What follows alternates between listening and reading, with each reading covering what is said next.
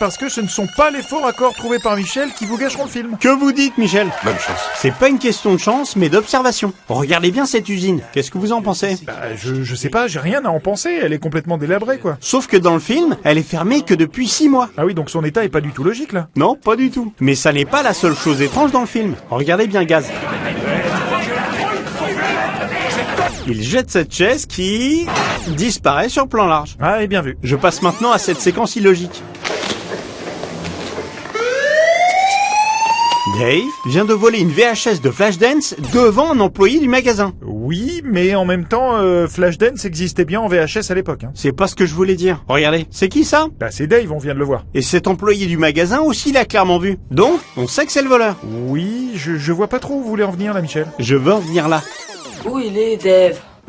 C'est Dave, engagé comme vigile après avoir été vu en train de piquer un truc. C'est comme si dans la Casa des Papel, la Banque d'Espagne engageait le professeur comme chargé de clientèle. Ouais. Je sais pas ce qu'on peut répondre à ça. Ta gueule, ça va? Ah d'accord, on passe aux insultes. Michel. Pardon, je m'emporte trop vite. Regardez cette scène. Parce que si je te laisse la boîte à l'œil et tout d'un coup tu viens pas, là moi je me retrouve tout con avec mon bar vide un vendredi soir. Vous avez bien entendu vendredi soir. Oui, j'ai bien entendu vendredi soir. Sauf que...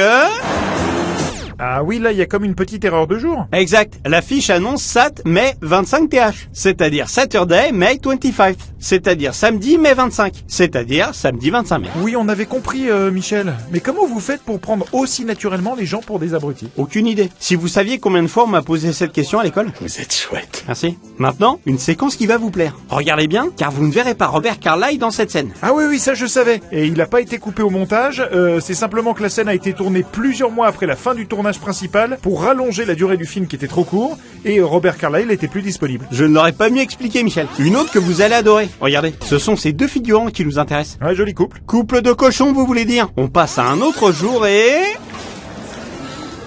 Ils n'ont même pas changé de vêtements. Tout ça, c'est pas naturel. Il y a une merde qui cloche. Il y en a d'autres, rassure-toi. Allons-y. Non? Selon l'horloge du commissariat, cette scène se déroule à 11h40. Maintenant, on va les conduire en salle d'interrogatoire. J'avance un peu. La caméra de surveillance indique 12h27. Ah, c'est très drôle ça. Donc en fait, ils ont été arrêtés avant de commettre le délit. Oui, après c'est en Angleterre, je sais pas comment ça se passe là-bas. Ça va, vous vous êtes assez marré, alors barrez-vous. Pas encore, parce que je termine avec ça. Regardez bien ce type musclé au centre de la scène. Il lance sa chemise dans la foule et hop! Plan suivant, le voilà en train de faire l'hélicoptère. Putain, Michel. J'allais dire l'hélico-chemise. C'est grave votre problème, Michel. Ouais, c'est ça.